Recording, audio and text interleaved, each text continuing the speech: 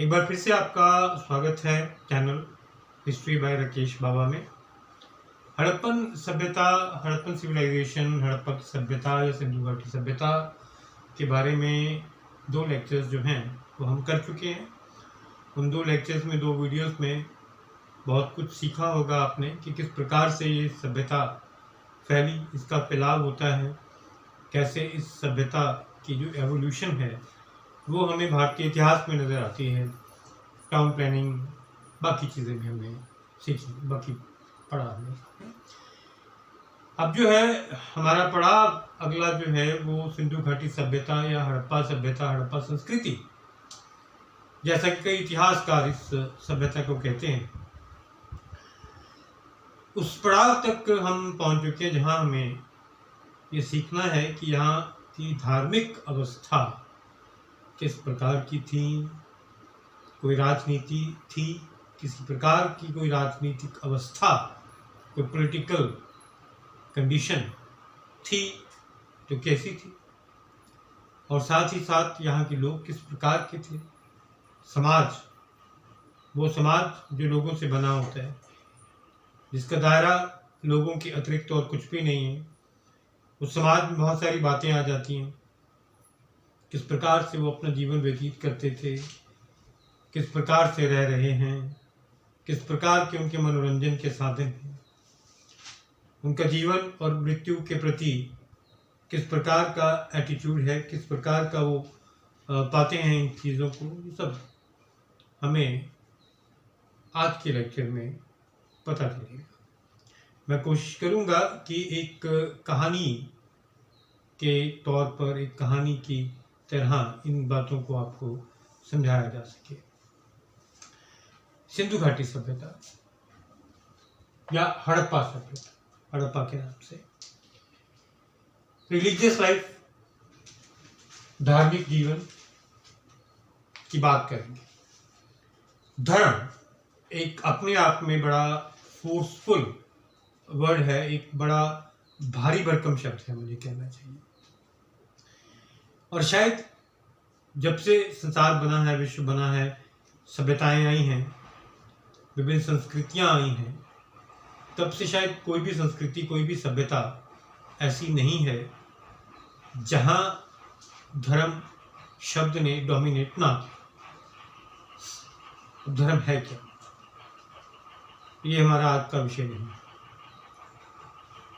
धर्म है क्या, किस प्रकार से जो गतिविधियां धर्म के दायरे में हड़प्पा संस्कृति के लोग करते थे, क्या वो वाकई में धार्मिक गतिविधियां थी, इन सब में चर्चा हम जरूर करेंगे। एवोल्यूशन होती है, हर चीज इवॉल्व होती है, हर चीज में चेंजेस आती हैं, बदलाव आते हैं, तब्दीलियां आती हैं।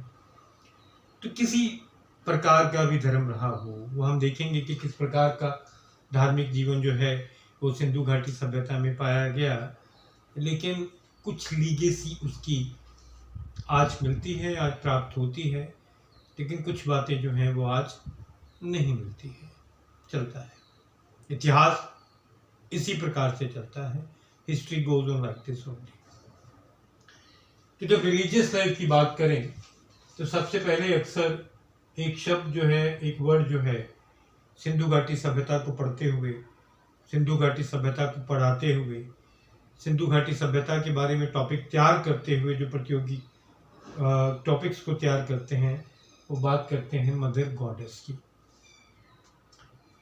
मातृ देव। सिंधु घाटी सभ्यता में विभिन्न देवताओं और विभिन्न देवियों, अगर एक से अधिक देवियों का प्रचलन था तो वैसे नहीं था, वैसे नहीं था। देवता और देवी दोनों शब्दों को अगर हम मिलाते हैं तो पाते हैं कि मुख्यतः प्रमुख तौर पे सबसे ऊपर उन्होंने धार्मिक जो उनके रीति रिवाज थे, धर्म की जो डेफिनेशन वो देते थे, जो परिभाषा उनकी है, उसमें वो मदर गॉडेस को, मातृदेवी को सबसे ऊपर रखते हैं, प्रथम स्थान दिया गया है। ऐसा क्यों दिया गया होगा, या उनकी क्या धारणा रही होगी मदर गॉडेस के बारे में। विभिन्न मत पेश किए गए हैं इतिहासकारों द्वारा। किसी एक जगह पर कंक्लूड करना इसको थोड़ा मुश्किल प्रतीत होता है, पर ये लगता है क्योंकि ये अर्बन सिविलाइजेशन होने के साथ साथ यहाँ पर खेती बाड़ी चल रही थी, ठीक है, जो एक एग्रीकल्चर का पेशा है, ऑक्यूपेशन है, वो था, वो हमें मिलता है। No doubt that this was an urban civilization, still we find that agriculture was there to some extent. The proof has been there, उसके एविडेंसेस हमें मिले। और मदर गॉडेस जो है वो शायद सिंधु घाटी सभ्यता के लोगों के लिए, हड़प्पा संस्कृति के लोगों के लिए धरती का, पृथ्वी का ही एक स्वरूप रही होगी, a form of earth only. Earth goddess, mother goddess, ये कंसेप्ट आगे चलकर भी आता है। ये धारणा कहीं ना कहीं जो आज आधुनिक संदर्भ में हम सनातन धर्म देखते हैं उसमें भी पाई गई है, जो सिख धर्म हम देखते हैं उसमें भी पाई गई है, और ये लीगेसी कहीं ना कहीं से सिंधु घाटी सभ्यता से ही चलती आ रही है कि उन्होंने अर्थ को या पृथ्वी को मदर गॉडेस के रूप में सबसे अधिक सम्मान दिया, सबसे ऊपर वाले स्थान पर रखा। ऐसा क्यों है?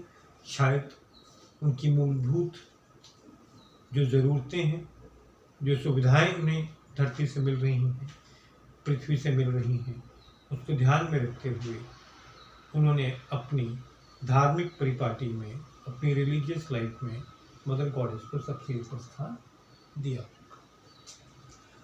धार्मिक जीवन की बात करते हुए सिंधु घाटी सभ्यता के लोगों की अक्सर एक बात आ जाती है, we find that there is a seals के बारे में भी बात करेंगे हम। मोहरें मिली थी, डिटेल में बात करेंगे अगले लेक्चर में इसकी। तो उन मोहरों में से, उन सील्स में कहीं ना कहीं एक मोहर के ऊपर, एक सील के ऊपर अपर पार्ट में एक मुद्रा, एक योगिक मुद्रा का चित्र जो है वो दर्शाया गया है, उसका चित्रण किया गया है,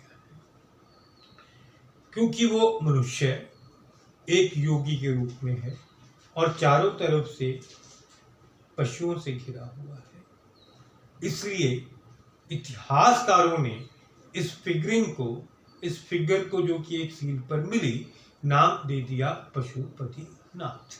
ये नाम जो है ये विभिन्न इतिहासकारों द्वारा दिया गया है जो सिंधु घाटी सभ्यता के बारे में काम करते रहे। और इस फिगरिंग को, ये इस चित्र को जो एक मोहर पर मिला है, उन्होंने सिंधु घाटी सभ्यता के धार्मिक जीवन से जोड़ दिया है कि जो ये यौगिक मुद्रा है, जो ये योगी है, वो भी कहीं ना कहीं सिंधु घाटी सभ्यता, हड़प्पा संस्कृति के धार्मिक जीवन से ही जुड़ा हुआ है। अब आधुनिक संदर्भ में देखते हैं तो एक मंदिर बहुत फेमस जो है, बहुत लोकप्रिय लोगों के बीच famous temple, Pashupatinath temple in Kathmandu, and the major deity is lord Shiva, भगवान शिव को समर्पित वो मंदिर। तो क्या हम इस फिगरिंग को, इस पशुपतिनाथ की फिगरिंग को जो इतिहासकारों ने नाम दिया, ये मानकर चल सकते हैं कि ये कहीं ना कहीं भगवान शिव की ही एक जो चित्रित मुद्रा है, और सिंधु घाटी सभ्यता के लोग जो हैं वो भगवान शिव को अपने धार्मिक जीवन में स्थान दे रहे हैं, जगह दे रहे हैं। क्या ऐसा हो सकता है? हो भी सकता है और नहीं भी हो सकता है।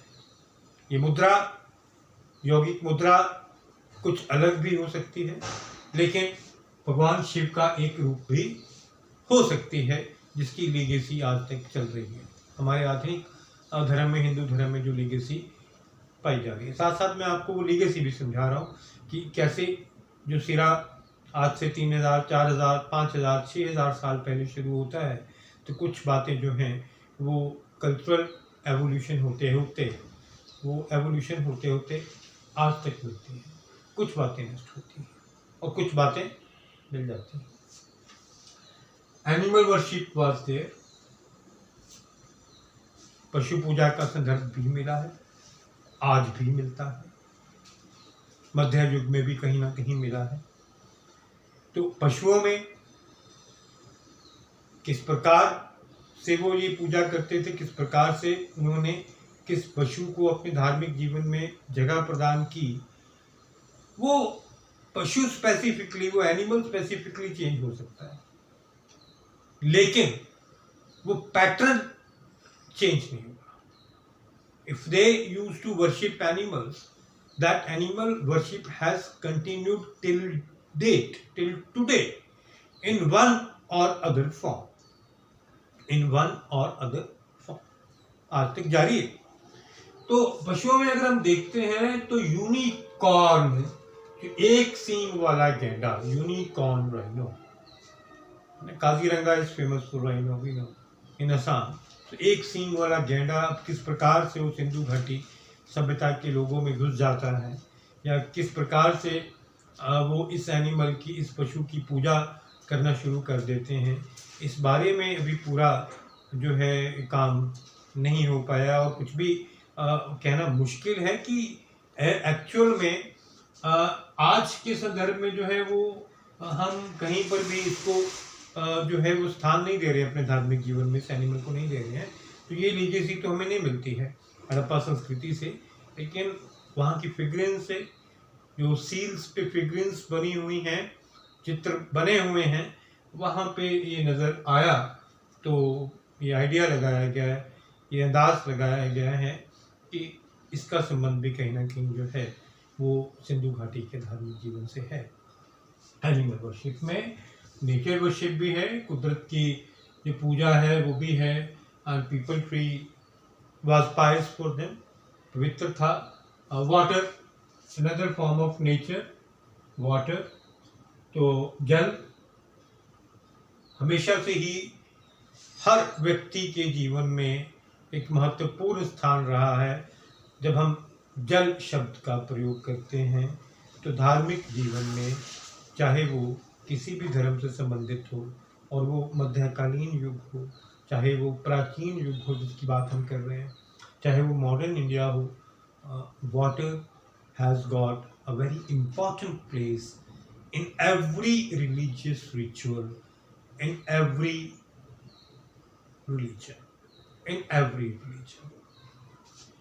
लेकिन सिंधु घाटी सभ्यता के संदर्भ में, हड़प्पा संस्कृति के संदर्भ में हम कैसे कह सकते हैं कि जल जो है, पानी जो है वो एक विशेष स्थान रखता था?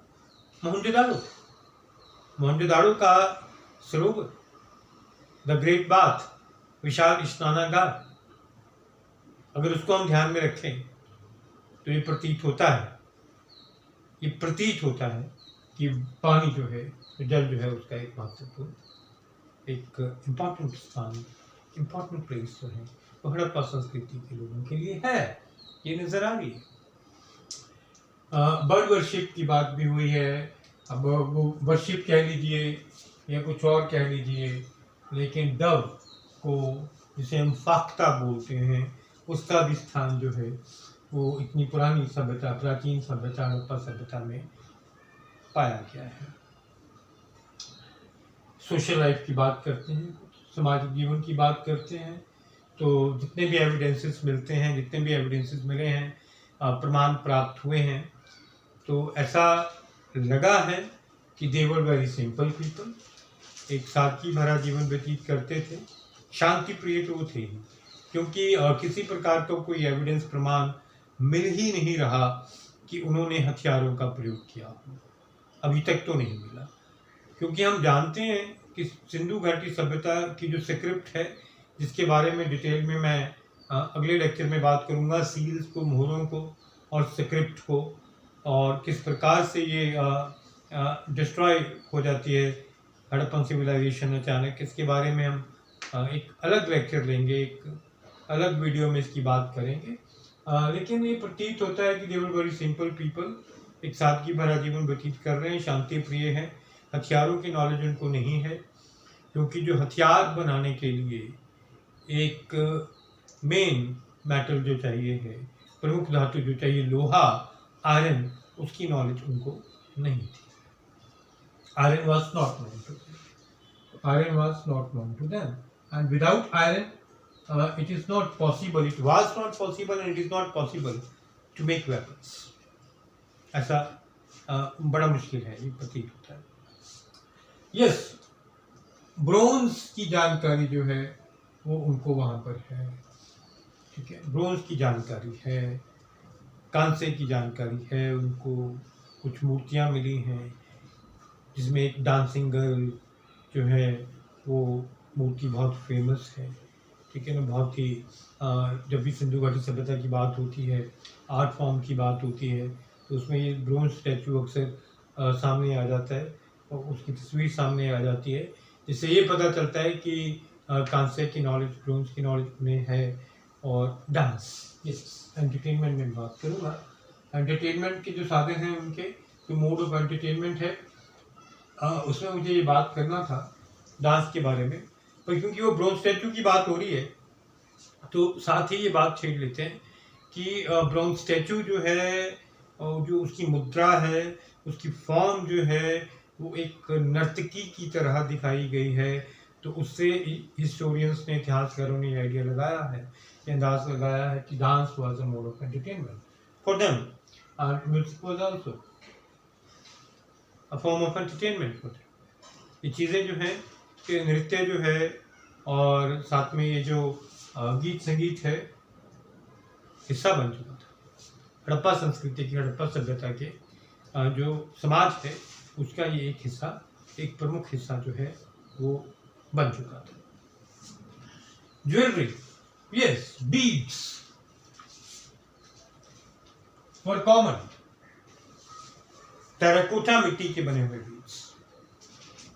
They had small factories in the small barracks that was doing this work. तो टेराकोटा मिट्टी के बीड्स बना रहे थे और बीड्स बनाने के बाद उसकी ज्वेलरी बनाई जाती थी, उसके गहने बनाए जाते थे, और पुरुष और स्त्री दोनों ही इन गहनों का प्रयोग करते थे, इन गहनों का इस्तेमाल करते थे। ये प्रमाणित है, इसके प्रमाण मिलते हैं। और उसके अलावा terracotta was a very common material जो कि लोगों द्वारा यूज किया जाता था। It was a very common material in Indus valley civilization. और उसके खिलौने विभिन्न प्रकार के और कुछ अन्य वस्तुएं जो हैं वो भी मिली है। जब सिंधु घाटी सभ्यता की खुदाई हुई है, जब एक्सकेवेशन हुई है, तो वो अवशेष भी जो हैं वो प्राप्त होते हैं।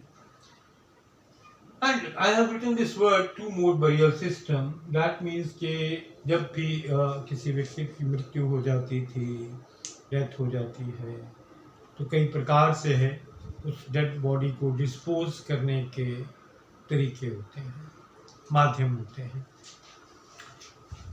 आधुनिक जीवन में देखें तो कई जगह जो है वो ज़मीन में दबाया जाता है, कुछ रिलीजन्स में और कुछ जोग्राफिकली रीजन्स में उनको दबाने का प्रचलन है, डेड बॉडी को कहीं पर जलाकर उनका संस्कार किया जाता है। तो ये प्राचीन सभ्यता, इतनी प्राचीन सभ्यता हमारे सामने है, ये हड़प्पा संस्कृति हमारे सामने है, जो कि शायद दुनिया की सबसे पहली विशाल सभ्यता मानी जाती है। तो यहाँ पर हम देखें, यहाँ पर हम पाएं तो यहाँ पर टू मोड बरियल सिस्टम जो मैंने लिखा है कि कई जगह तो उनको दबाने का प्रमाण जो है वो प्राप्त हुआ है कि डेड बॉडी है, उनको दबा दिया गया है। कई जगह जलाने का प्रमाण भी है, लेकिन वो कम है। और इतिहासकारों के अनुसार आधी बॉडी को जला देना, आधी को दबाना, ये भी प्रमाण जो हैं कहीं कहीं से मिल रहे हैं, रंगपुर से मिल रहे हैं। तो इसी को हमने टू मोड बरियल सिस्टम बोला है, बेसिकली इसी को टू मोड बरियल सिस्टम बोला है। तो दोनों तरीके जो हैं वो सिंधु घाटी सभ्यता में चल रहे हैं, हड़प्पा संस्कृति में पाए गए हैं, ये देखने को मिला है। Political life now, religious life, social life, political life and economy, all these are important parts of any civilization. इसके बिना हम किसी सिविलाइजेशन की, किसी सभ्यता की, किसी संस्कृति की जो है वो एक तरह से आप कह लो कि इमेजिन भी नहीं कर सकते हैं, कर ही नहीं सकते। राजनीति बहुत जरूरी है। कई कहते हैं कि राजनीति जो है नहीं करनी चाहिए, नहीं होनी चाहिए, लेकिन बिना राजनीति के, बिना पॉलिटिकल सिस्टम के, बिना किसी पॉलिटिकल फॉर्म के, बिना किसी पॉलिटिकल लाइफ के, किसी सभ्यता के एग्जिस्ट करना, किसी संस्कृति को एग्जिस्ट करना, किसी नेशन को एग्जिस्ट करना, ये भी एक बहुत इम्पॉसिबल का काम जो है वो लगता है। वो चीज़ जो है वो पॉसिबल नहीं होती है। राजनीति के बारे में कुछ भी शौकी से कहा नहीं जा सकता। लोकतंत्र के प्रमाण बहुत कम है, क्योंकि लोकतांत्रिक तरीका था, डेमोक्रेसी थी। It doesn't seem to be कि देयर वाज डेमोक्रेसी देयर। लेकिन पॉलिटिकल लाइफ में अगर हम बात करें तो ओलिगार्की जो है वो ओलिगार्की मोड ऑफ गवर्नमेंट जो है वो हमारे सामने शायद नज़र आ रही है। दो कैपिटल्स का जिक्र मैंने पहले भी किया, हड़प्पा और मोहनजोदाड़ो। एक बियर्डेड मैन की फिगरिंग मिली है, स्टोन स्टैचू जो मिला है, उसमें हम कह सकते हैं कि उसे माना गया है कि वो शायद हेड था गवर्नमेंट का, हेड था पूरे स्टेट का। It seems to be basically. तो इस प्रकार से ओलिगार्की और some form of monarchy government, इसके एविडेंसेस जो हैं वो इंडस वैली सिविलाइजेशन में मिलते हैं। उम्मीद करता हूँ कि जो आज का ये लेक्चर, जिसमें हमने इन बातों को टच किया है और कोशिश की है कि इसको मैं थोड़ा सा आपको समझा पाऊँ, तो उम्मीद करता हूँ कि वो आपको पसंद आया होगा। और शायद ये आपको किसी भी तरह के एग्ज़ाम्स जिसमें इस प्रकार के क्वेश्चंस पूछे जाते हैं, उसमें ये लेक्चर आपके लिए हेल्पफुल हो सकता है। तो देखते रहिए ये channel history by Rakesh Bawa. Subscribe करें, इसको ज़्यादा से ज़्यादा शेयर भी करें, और हिस्ट्री के बारे में जो विभिन्न लेक्चर्स हैं, विभिन्न विषयों पे जो लेक्चर्स हैं वो आपको मिलते रहेंगे। नमस्कार।